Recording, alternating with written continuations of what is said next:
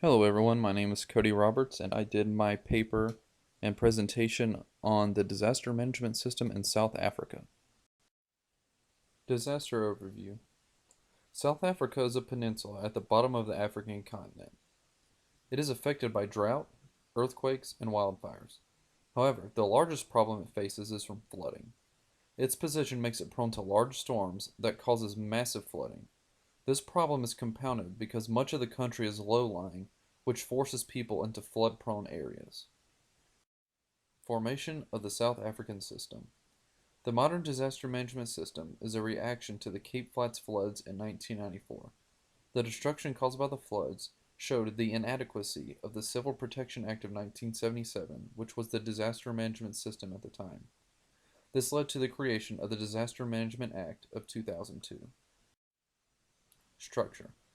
The South African government is broken into three sections: national, provincial, and local. The local governments are responsible for disaster management in their sphere of control. They set mandates and mitigation and response plans specific to their area. This creates a very effective system because it allows for disaster management to be specific to each municipality. In the event of a disaster, it is the responsibility of the municipality to respond. If they are unable to handle the disaster, then the provincial government will help. If the provincial government is incapable, then the national government will respond. Participation. The government is the largest player in disaster management.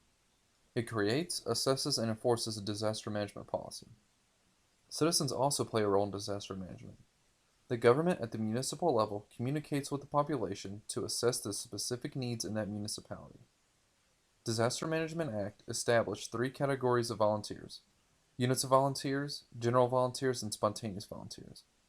Units of volunteers and general volunteers receive training in disaster management, while spontaneous volunteers are those who do not have training but help after a disaster strikes.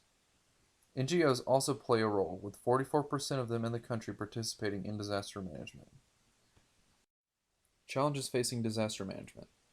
Rapid urbanization is a great problem in South Africa. The majority of work is located in the cities, forcing people to move into them in search of work, leading to a large strain on the infrastructure and creating large settlements on unsuitable ground, usually in floodplains around the city.